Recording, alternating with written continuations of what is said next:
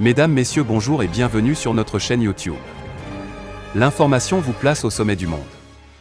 Alors si vous êtes nouveau, abonnez-vous et activez aussi la cloche de notification pour ne plus rien manquer. On commence.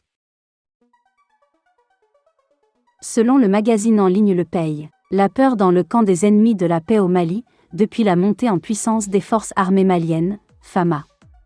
Le dernier bilan obtenu dans le cadre de l'opération Maliko et de l'opération Kélétigui fait état de plus de 100 terroristes neutralisés, leurs bases détruites, des armes saisies, en plus des interpellations.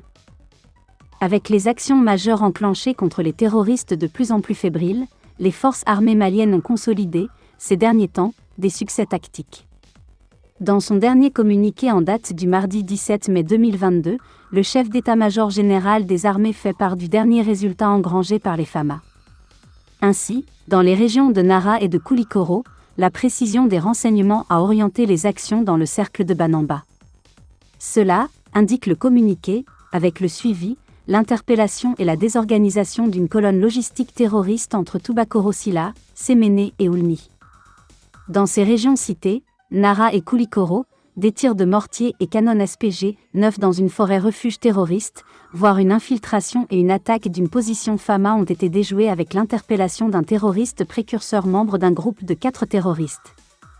Le bilan de ces opérations, menées dans les zones de Nara et de Koulikoro, fait état de 12 terroristes neutralisés, 7 interpellés, 12 motos, des bidons d'essence et du matériel saisi. 2 militaires ont été légèrement blessés. En ce qui concerne le théâtre de l'opération Maliko, les militaires ont vigoureusement réagi à des tirs terroristes dans la région de Ménaka ainsi que dans la zone de Gossi. Sur le théâtre centre de l'opération Maliko, un groupement tactique interarmes, GTIA, a réussi une percée dans le sanctuaire terroriste du cercle de Bankas, précisément sur l'axe Timissas-Gué-Bankas avec la réduction d'éléments isolés, voire la récupération de 10 motos abandonnées par les ennemis du pays, ajoute-t-on. Sur la base de l'exploitation des informations dans certaines zones, les FAMA ont consolidé, dans le cercle de Djenné, leur réorganisation suite à la réaction contre la double attaque complexe terroriste qui s'est soldée par un bilan de 4 morts dans le combat, 10 blessés et d'importants dégâts matériels. Ainsi, les multiples affrontements enregistrés à l'est de Djenné ont conduit, selon le communiqué, à la neutralisation de 4 Donzo et la blessure de 2 autres à Niala, la destruction d'une base terroriste entre Tiekobougou et Ouasse, avec la neutralisation de 13 terroristes, 16 motos détruites et d'importants matériels militaires récupérés.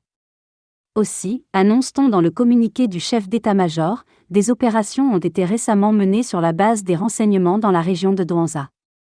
Ainsi, des frappes aériennes ont ciblé deux camps d'entraînement d'un terroriste dénommé Abou Mahama, dans la région de Douanza.